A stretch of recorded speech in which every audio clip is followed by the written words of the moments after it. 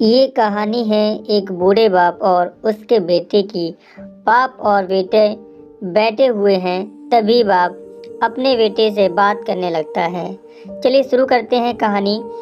एक 75 वर्षीय व्यक्ति अपने 40 वर्षीय उच्च शिक्षित बेटे के साथ अपने घर में सोफे पर बैठा था। अचानक उनकी खिड़की पर एक कौवा बैठ गया। पिता ने अपने बेटे से पूछा, यह क्या है? बेटे ने जवाब दिया, यह एक कौवा है।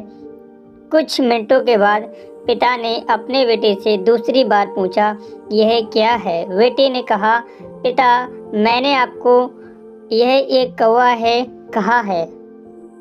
थोड़ी देर बाद बूढ़े पिता ने फिर से अपने बेटे से तीसरी बार पूछा, यह क्या है? इस समय बेटे के स्वर में कुछ जलन महसूस हुई। तब उसने अपने पिता से झुंझलाते हुए बोला, यह एक कौवा है, एक कौवा। थोड़ी देर बाद पिता ने फिर से अपने बेटे से चौथी बार पूछा, यह क्या है? इस बार बेटा अपने पिता पर चिल्लाया, आप मुझसे बार बार एक ही सवाल क्यों पूछते रहते हैं? हालांकि मैंने आपको कई बार बता चुका हूँ कि यह एक कौवा है। क्या आप इसे समझ नहीं पा रहे हैं?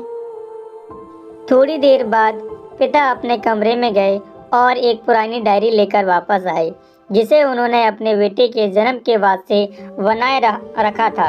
एक पेज खोलने पर उन्होंने अपने बेटे को उस पेज को पढ़ने के लिए कहा। जब बेटे ने इसे पढ़ा तो निम्नलिखित शब्द डायरी में लिखे गए थे, आज मेरा 3 साल का छोटा बेटा सोफे पर मेरे साथ बैठा था।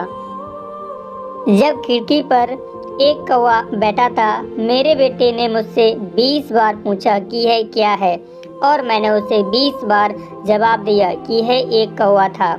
मैंने उसे हर बार प्यार से गले लगाया और उसने मुझे 20 बार फिर से वही सवाल पूछा। मुझे इस बात से बिल्कुल भी चिढ़ नहीं हुई कि मैंने अपने मासूम बच्चे के लिए प्यार महसूस किया है, जबकि छोटे बच्चे ने उससे 20 बार पूछा, यह क्या है? पिता को 20 बार पूरे सवाल का जवाब देने में कोई जलन महसूस नहीं हुई। और आज जब पिता ने अपने बेटे से सिर्फ 4 बार से ही यही सवाल पूछा तो बेटे को चिढ़ और गुस्सा महसूस हुआ। इसे पढ़कर उस बेटे को अपने किए गए व्यवहार का पता चल गया था, जिससे चलते अब वह मन ही मन बहुत शर्मिंदा हो रहा था। शायद उसे अब किए गए अपने बूढ़े पिता के प्रति व्यवहार पता चल गया था। इसलिए यदि आपके माता पिता जब बुढ़ापे में होते हैं, उन्हें ना तो पीछे छोड़ें और ना ही उन्हें एक बोझ के रूप में देखें, बल्कि उनके साथ एक दयालु शब्द बोलें। शांत, आज्ञाकारी, विनम्र और उनके प्रति दयालु बने।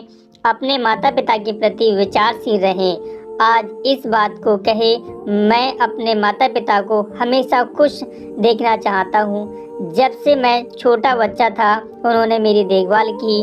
उन्होंने हमेशा मुझ पर अपने निस्वार्थ प्रेम की वर्षा की है। उन्होंने आज समाज में मुझे एक व्यक्ति के रूप में प्रस्तुत करने के लिए तूफान और गर्मी को देखे बिना सभी पहाड़ों और घाटियों को पार किया।